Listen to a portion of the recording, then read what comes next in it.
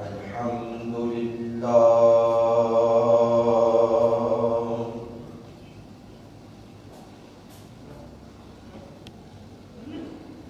الحمد لله رب العالمين والعاقبة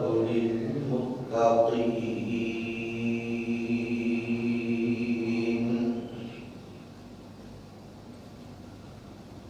والصلاة والسلام على سيدنا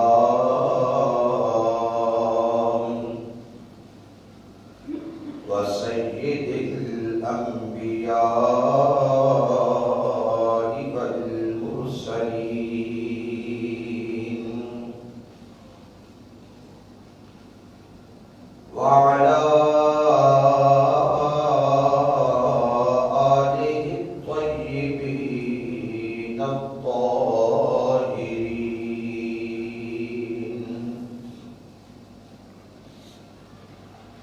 وأصحابه الكاملين الهادين المهديين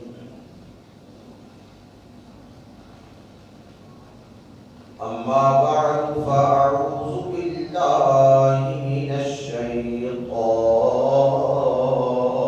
الرجيم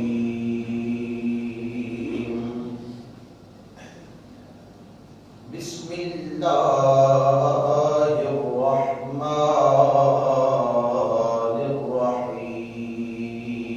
الرحيم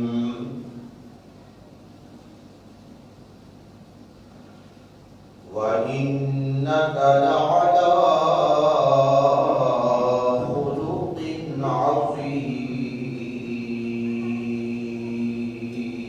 عظيم آمنت بالله صدق الله مولانا العلي العظيم وبلغنا رسوله النبي الكريم الأمين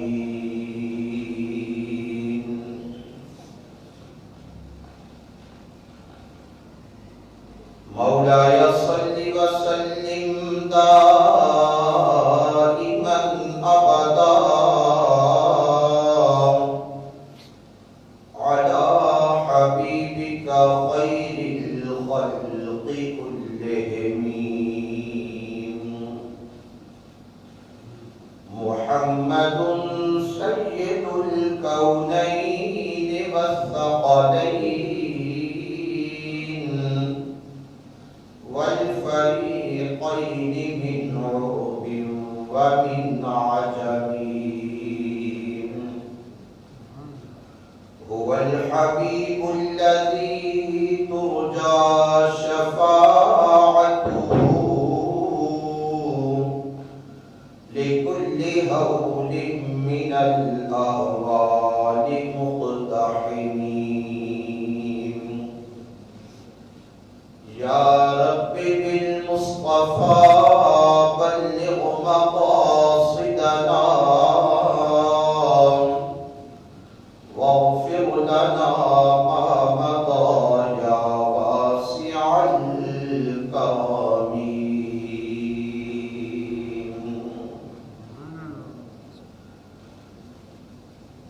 سارے آبا مل کے رسول مکرم شفیع معظم جانب عالم جان کائنات مقصد کائنات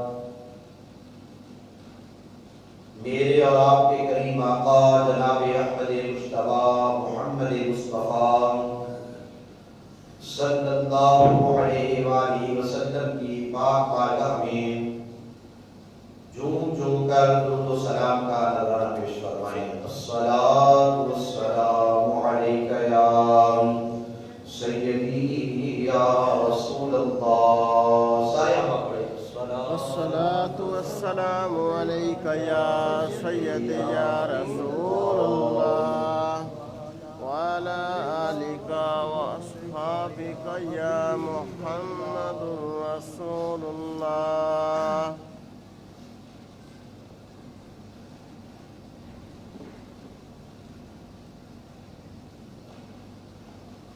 لائق صد احترام معزز و مکرم سامعین کرام، دوستو، بزرگوں، عزیز ساتھیوں،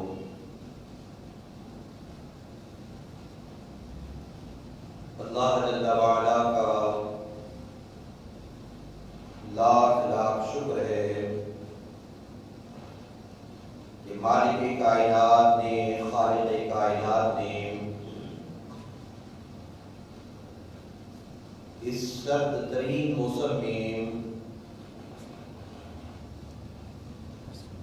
اس انتہائی شدت والے موسم میں نماز جمعہ کی ادائیگی کے لیے ہمیں اپنے پاک گھر میں حاضری کی توفیق نصیب فرمائی۔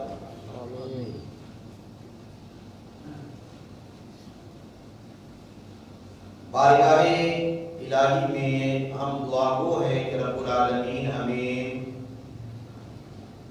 سدا اپنی بارگاہ میں آنے کی توفیق عطا فرمائے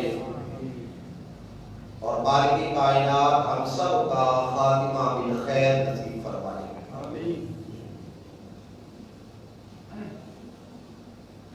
سامعین کرام قدر، آپ احباب کے سامنے میں نے قرآن حکیم فرقان مجید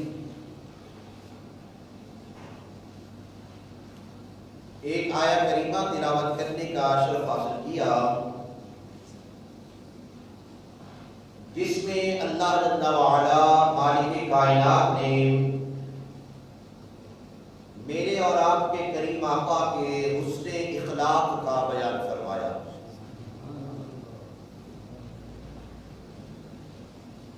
اللہ کریم نے فرمایا وَإِنَّكَ لَعَلَىٰ خُلُقٍ عَظِيمٍ، پیارے حبیب ہم نے آپ کو خلق عظیم عطا فرمایا ہے۔ آپ کا خلق، آپ کا اخلاق سب سے اعلیٰ ہے، سب سے یگانہ ہے اور سب سے جداگانہ ہے۔ قرآن حکیم فرقان مجید میں دوسرے مقام پر اللہ کریم نے ارشاد فرمایا وَلَوْ كُنْتَ فَظًّا غَلِيظَ الْقَلْبِ لَانفَضُّوا مِنْ حَوْلِكَ، فرمایا پیارے حبیب اگر آپ سخت زبان ہوتے، اگر آپ کی زبان میں ترشی ہوتی، سختی ہوتی، تو یہ جو آپ کے گرد غلاموں کا جم گھٹا لگا ہوا ہے تو یہ نہ ہوتا۔ سونے پیارے حبیب، یہ تیرے اخلاق کا ہی کمال ہے، یہ تیرے میٹھے بولوں کا ہی کمال ہے کہ لوگ دوڑے دوڑے تیری بارگاہ میں چلے جاتے ہیں، اور جو ایک بار آ جاتا ہے سونیا پھر وہ سدا ہی تیرا ہو جاتا ہے۔ ایسی تیری زبان میں ہم نے شیرینی رکھ دی ہے، ایسی مٹھاس بول دی ہے، جو تیری بات سن لیتا ہے اور تیری مجلس میں چند گھڑیاں بیٹھ جاتا ہے، سونیا پھر وہ سدا تیرا دیوانہ ہو جاتا ہے، پھر وہ کہیں نہیں جاتا، وہ تیرا ہی ہو کے رہ جاتا ہے۔ حضور فرمایا انما بعثت لأتمم مکارم الاخلاق، لوگوں اللہ رب العالمین نے مجھے اچھے اخلاق سکھانے کے لیے مبعوث فرمایا ہے۔ اور پھر حضور نے فرمایا لوگوں کل قیامت کے دن جب میزان پر عمل تولے جائیں گے، نیکیاں اور بدیاں جب تولی جائیں گی تو حضور نے فرمایا سب سے بھارا عمل جس کا وزن سب سے زیادہ ہوگا، فرمایا وہ حسن اخلاق ہوگا، وہ میٹھا بول ہوگا۔ آج اگر کسی کے آپ نے میٹھا بول بول کر کسی کو خوش کیا ہے، میٹھا بول بول کر کسی کے غم کو کم کیا ہے، میٹھا بول بول کر کسی کا ہاتھ بٹایا ہے، کسی کے دکھ میں اس کا آپ نے ہاتھ بٹایا ہے، کسی کے دکھ کو کم کیا ہے، کسی کے ساتھ آپ نرمی سے پیش آئے ہیں، کسی کے ساتھ آپ نے صلہ رحمی کی ہے، کل قیامت کے دن جب نیکیاں تولی جائیں گی تو ان میٹھے بولوں کا وزن سب سے زیادہ ہوگا۔ اس لیے حضور نے فرمایا کل قیامت کے دن میزان پر سب سے بھاری عمل جو ہوگا وہ حسن اخلاق ہوگا، وہ میٹھا بول ہوگا۔ احباب گرامی خود اس قدر بار بار کریم آقا نے حسن اخلاق کی تاکید فرمائی، بار بار۔ آقا بیٹھے تھے گھر میں، یہودیوں کا ایک وفد آ گیا، یہودیوں کا ایک وفد آیا اور انہوں نے آ کے کہا نعوذ باللہ السلام علیکم یا محمد، السلام علیکم یا محمد۔ اس کا مطلب یہ تھا کہ نعوذ باللہ اے محمد تجھے موت آ جائے، نعوذ باللہ۔ السلام نے کہا کہ بلکہ کہا السلام علیکم۔ اس کا مطلب یہ تھا کہ نعوذ باللہ محمد تم کو موت آ جائے۔ اب حضور تو کریم تھے، آقا نے سن بھی لیا، لیکن پھر بھی حضور نے درگزر کیا۔ لیکن اندر بیٹھی تھی بی بی سیدہ عائشہ صدیقہ، آپ بھی سن رہی تھی، گھر کے اندر آپ موجود تھی، حجرے میں آپ موجود تھی۔ جب ان آنے والے بدبختوں نے کہا نا السلام علیکم تو سیدہ سے رہا نہ گیا، تو آپ اندر سے بولی، آپ نے بل وعلیکم السلام ولعنت اللہ، فرمایا بدبختو تم رسول اللہ کو کہتے ہو السلام علیکم، تم مر جاؤ اور تم پر اللہ کی لعنت ہو۔ تم حضور کی موت کی دعا کرتے ہو، میں کہتی ہوں تم مر جاؤ اور تم پر اللہ کی لعنت ہو۔ جب حضور نے سیدہ عائشہ صدیقہ بنت صدیق رضی اللہ تعالی عنہ کے اس بول کو سنا نا تو حضور نے فرمایا عائشہ، وہ میری پیاری عائشہ تو نے اچھا نہیں کیا ہے، عائشہ تو نے اچھا نہیں کیا ہے، اللہ رب العالمین معافی کرنے والوں کو پسند فرماتا ہے۔ اگر کوئی تمہارے ساتھ زیادتی کر لے، ظلم کر لے تو رب معاف کرنے والے کو اللہ پسند فرما دیتا ہے۔ تو یہ میرے حضور کا اخلاق ہے کہ جس نے جتنا بھی برا کہا، جتنا بھی بھلا کہا، جیسے بھی الفاظ بولے، میرے مصطفیٰ نے پھر بھی اسے سینے سے لگایا، حضور نے پھر بھی اسے اپنے قریب کیا، پھر بھی اسے اپنی مجلس میں بٹھایا، پھر بھی اس پر دست شفقت پھیرا۔ اور یہ حضور کے دست شفقت کا کمال ہی تھا، حضور کے حسن اخلاق کا کمال ہی تھا کہ بڑے سے بڑا دشمن جو ہوتا تھا وہ بھی کلمہ پڑھ کے مصطفیٰ کا غلام بن جایا، وہ بھی حضور کا غلام بن جایا۔ نعرہ تکبیر، نعرہ رسالت۔ سامعین گرامی قدر، نبی کریم صلی اللہ علیہ وآلہ وسلم کی بارگاہ میں عرض کی گئی دو عورتوں کے بارے میں، صحیح حدیث سے بات ہے، دو عورتوں کا ذکر کیا گیا حضور کی بارگاہ میں۔ ایک عورت کا کہا گیا یا رسول اللہ 5 وقتہ نمازی ہے، 5 ٹائم نماز پڑھتی ہے، صدقہ خیرات بھی دیتی ہے، روزے بھی رکھتی ہے، بڑی نیکوکار ہے، لیکن سونے اس کی ایک عادت ہے کہ زبان کی تھوڑی برش ہے، زبان کی تھوڑی سخت ہے، اپنی پڑوسیوں کا لحاظ نہیں کرتی، پڑوسیوں سے سخت رویہ رکھتی ہے۔ اور دوسری عورت کا ذکر کیا گیا کہ سونیا نمازوں میں کمی بیشی کر جاتی ہے، دیگر اعمال میں بھی کمی بیشی کر جاتی ہے، لیکن اس کے بول بڑے میٹھے ہیں، آج تک اس نے کسی کا دل نہیں دکھایا, کسی کو برا بھلا آج تک اس نے نہیں کہا. سنیے میرے مصطفیٰ نے کیا فرمایا. حضور نے فرمایا پہلی بیوی جو 5 وقتہ نمازی ہے لیکن زبان کی ترش ہے, پڑوسیوں کو تکلیف دیتی ہے, میرے مصطفیٰ نے فرمایا اس کا ٹھکانہ جہنم ہے. اور جو بیوی زبان کی میٹھی ہے اور اعمال میں کچھ ہیر پھیر ہو جاتا ہے, میرے مصطفیٰ نے فرمایا اس کا ٹھکانہ جنت ہے. اس لیے میریو پتہ کیا چلا کہ زبان کا قابو میں رکھنا بڑا ضروری ہے. اس زبان کو اپنے قابو میں رکھنا انتہائی ضروری ہے. بلکہ حضور کی وہ بڑی مشہور حدیث سے بات ہے نا, حضور نے فرمایا لوگوں او میرے غلاموں, تم مجھے 2 چیزوں کی ضمانت دے دو, صرف 2 چیزوں کی. 2 چیزوں کی ضمانت دینا تمہارا کام ہے, مجھ مصطفیٰ کریم سے جنت کی ضمانت تم لے لو. 2 چیزوں کی ضمانت تم دے دو, جنت کی ضمانت مجھ سے لے لو. کہا یا رسول اللہ یا نبی اللہ کون سی 2 چیزیں ہیں, کون سی 2 چیزیں ہیں؟ تو کریم آقا نے فرمایا ایک تو اپنی شرمگاہ کی حفاظت کی ضمانت دے دو, اور ایک اپنی زبان کی حفاظت کی ضمانت دے دو کہ زبان قابو میں رکھو گے, شرمگاہ کو قابو میں رکھو گے, میں محمد کریم ضمانت دیتا ہوں تم سیدھے جنتی ہو, تم سیدھے جنتی ہو.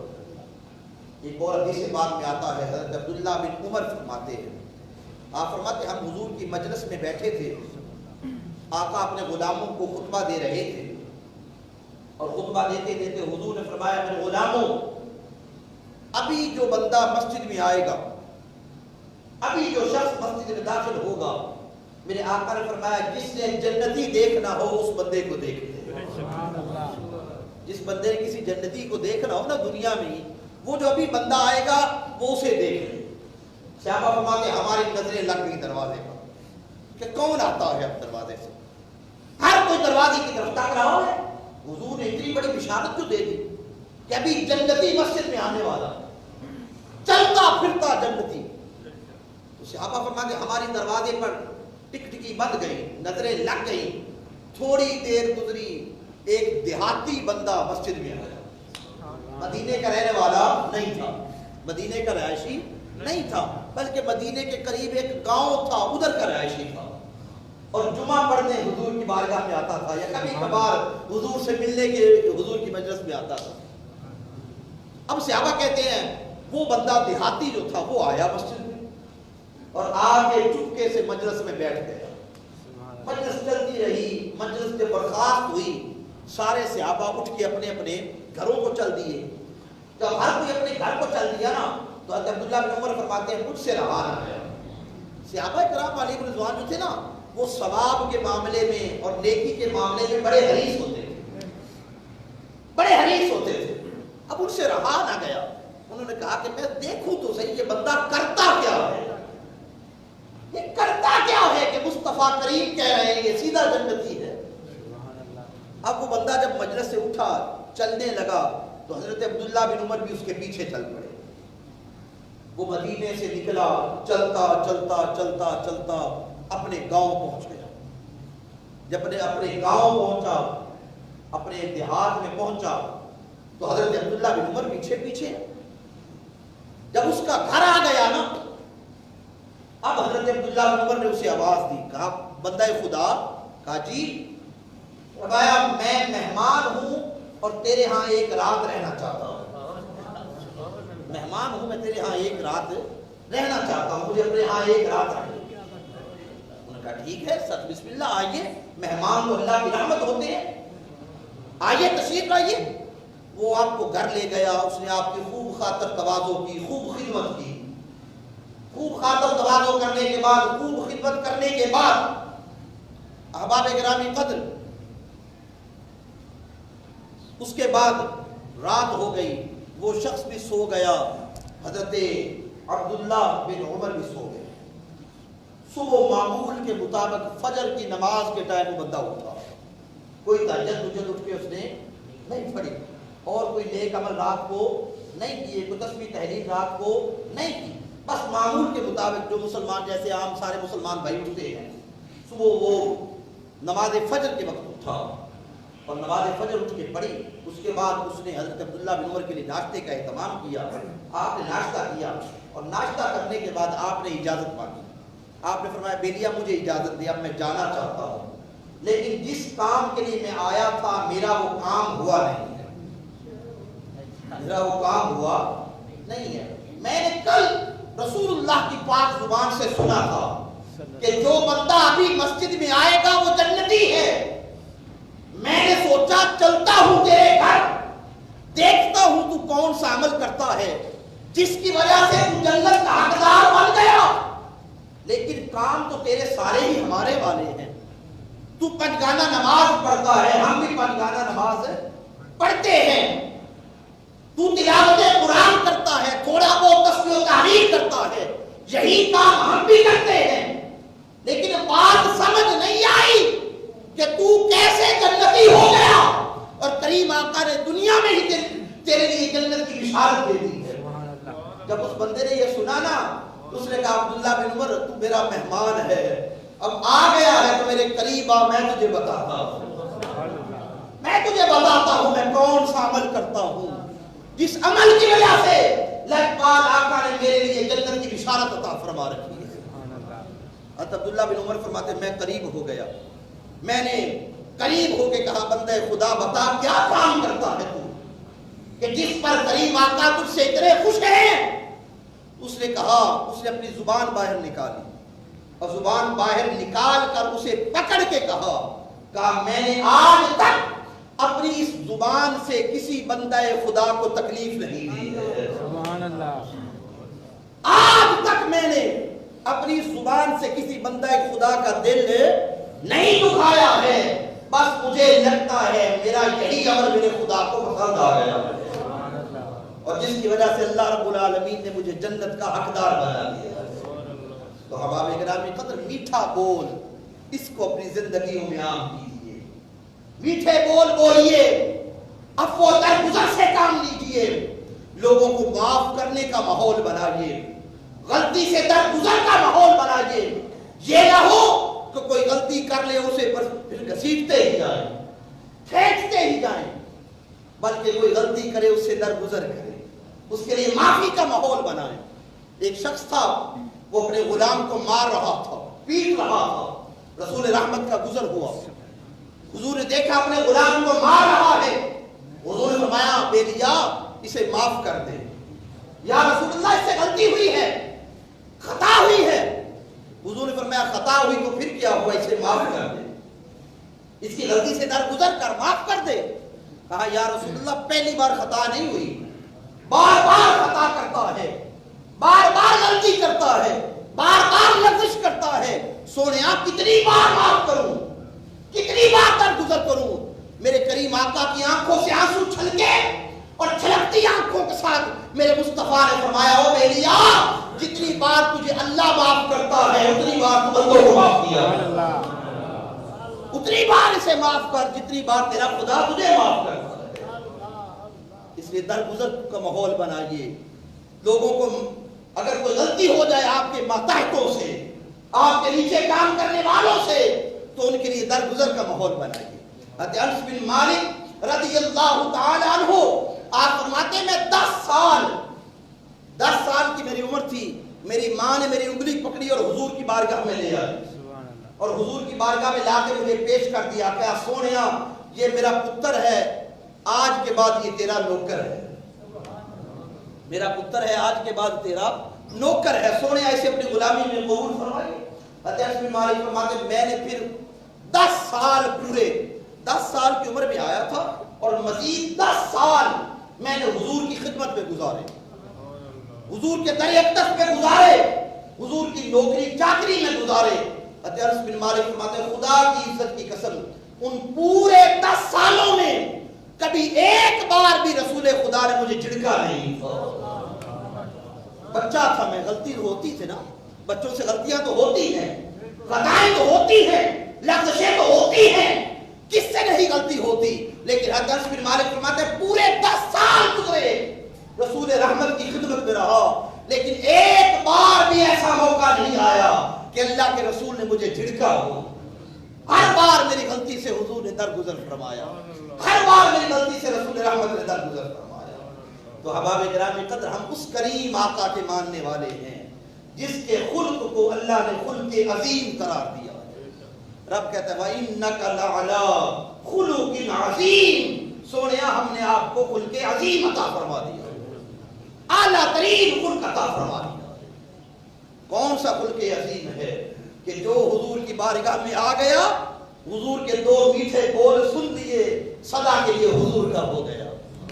تبھی تو کفار مکہ کہتے تھے محمد کے پاس کوئی جادو ہے, یہ ان کا قول تھا. عام کہتے تھے, عام نہیں, یہ عام بندہ نہیں, محمد اس کے پاس کوئی جادو ہے, جو جاتا ہے بس اس کا ہی ہو جاتا ہے. وہ جادو اور کوئی نہ تھا, وہ جادو حضور کے میٹھے بول تھے, حضور کا حسن اخلاق تھا, حضور کا عفو درگزر کرنا تھا کہ جتنا بڑے سے بڑا پارٹی اور مجرم بھی آ جاتا تھا, ارے اور تو اور سگے چچا کا قاتل بھی آ جاتا تھا, مصطفیٰ اسے بھی معاف فرما دیا کرتے. یہ اسی عفو درگزر کا کمال تھا, یہ اسی حسن اخلاق کا کمال تھا کہ اسلام پھر پھیلتا ہی چلا گیا, اسلام بڑھتا ہی چلا گیا. ایک بہت بڑا کافروں کا سردار تھا جس کا نام ثمامہ بن اسال تھا. ایک دفعہ یہ کہیں جا رہا تھا, صحابہ نے اسے پکڑ لیا, قیدی بنا دیا اور قیدی بنا کر حضور کی بارگاہ میں لے آیا. جب حضور کی بارگاہ میں لا کر پیش کیا, رسول مکرم علیہ الصلوۃ والتسلیم نے فرمایا اسے ستون کے ساتھ باندھ دو.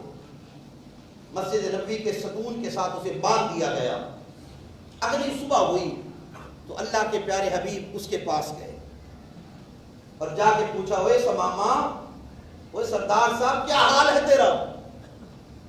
وہ بدبخت تھا کافر, پرلے درجے کا مشرک. بولا, کہنے لگا محمد میری نظروں سے دور ہو جاؤ, پورے مدینے میں مجھے سب سے برا نعوذ باللہ تو لگتا ہے, پورے مدینے میں سب سے برا مجھے تو لگتا ہے, نعوذ باللہ تیری شکل مجھے سب سے بری لگتی ہے. حضور مسکرائے اور مسکرا کے حضور چل دیے. اگلی صبح سرکار پھر آئے, پھر آ کر حضور نے نماز فجر کے بعد پوچھا, ہاں میں ثمامہ تیرا کیا حال ہے, کیسا ہے تو؟